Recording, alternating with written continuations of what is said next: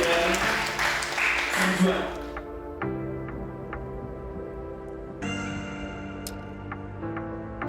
Filsafat gue ini yang berhak mendapatkan juara 2 lomba cosplay Tokoh Mataram 2022, yaitu Muhammad Naufal.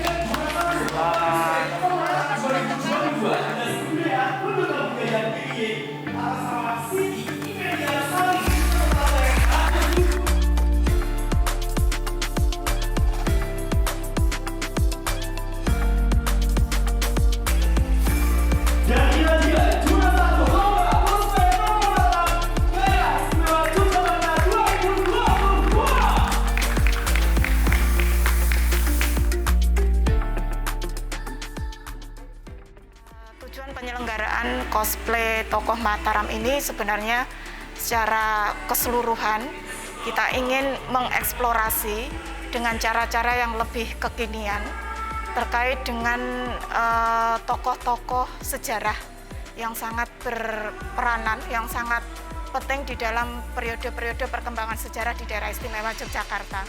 Nah, yang belum banyak terungkap adalah tokoh-tokoh Mataram Islam karena memang data dan kemudian eksplorasi terkait dengan informasinya juga tidak terlalu banyak. Tetapi inilah yang menjadi tantangan bahwa kalau kemudian generasi muda mengeksplorasi data-data yang ada kemudian mengimajinasikan, sehingga ini akan muncul satu pemahaman karena dimulai dengan berupaya untuk menggali informasi, itu bagian dari pembelajaran juga.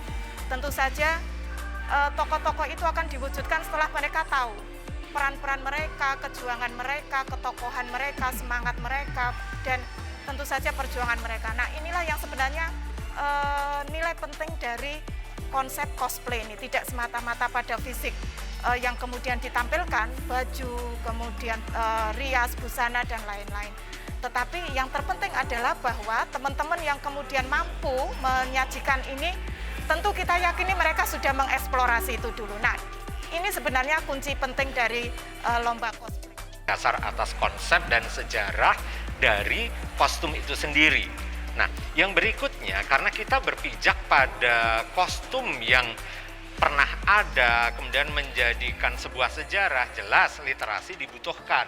Tidak hanya masalah visualisasi fisik kostum, namun juga bagaimana memerankan, karena bagaimanapun juga ini adalah cosplay. Artinya ada peran, ada narasi, ada hal-hal penting yang harus disampaikan dari kostum itu sendiri. Jadi tidak hanya sebatas kemiripan kemudian diam, tapi bagaimana memerankan kostum itu menjadi suatu yang hidup dan memberikan pembelajaran.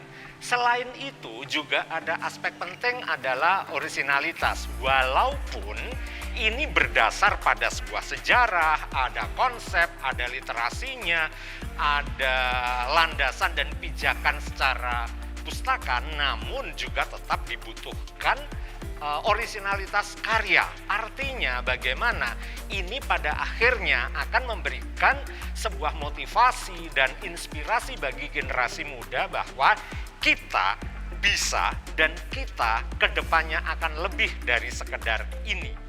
Ada 45 peserta yang kemudian setelah melewati penilaian yang alat, karena sejujurnya saja terus terang kualitasnya jauh dari apa yang saya pribadi bayangkan. Artinya saya berpikir oke, ini bagus, tapi ternyata 45 itu 95%-nya luar biasa bagus. Nah, namun karena ada berbagai macam aspek, ada berbagai macam pertimbangan, kemudian ada diskusi dari tim juri, pada akhirnya mengerucut menjadi 5 besar. Itu pun sesungguhnya bukan perkara yang mudah, karena kami benar-benar harus jeli, menyimak, memahami, meneliti, hingga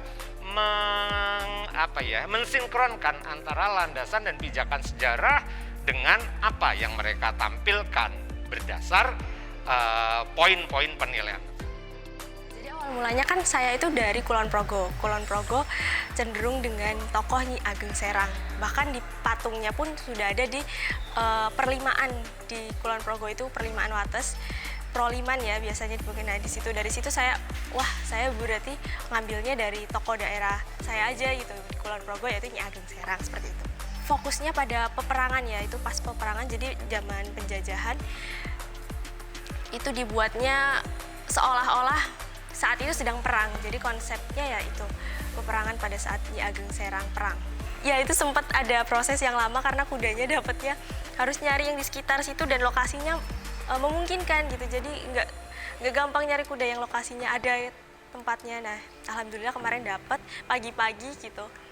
Pagi-pagi nyari kuda jam 5-an itu ternyata ada yang punya di daerah sekitar Gelagah. Iya kesusahan, cuman nggak kelihatan aja. Jadi waktu pencarian kuda itu udah, setelah dapat kan kita nge-shoot. Nah untuk sebenarnya proses yang paling lama tuh persiapannya, kayak prepare kudanya, terus kameranya dan lain sebagainya. Untuk shootnya tuh cuma sehari kita, jadi langsung sekali 1 hari langsung nge-shoot semuanya, jadi langsung editing gitu. Ya, saya ucapkan terima kasih banyak kepada Dinas Kebudayaan Daerah Istimewa Yogyakarta yang telah mengadakan kegiatan ini, dan semoga ini jadi bermanfaat untuk kita semua, terutama saya. Saya ucapkan terima kasih sekali lagi.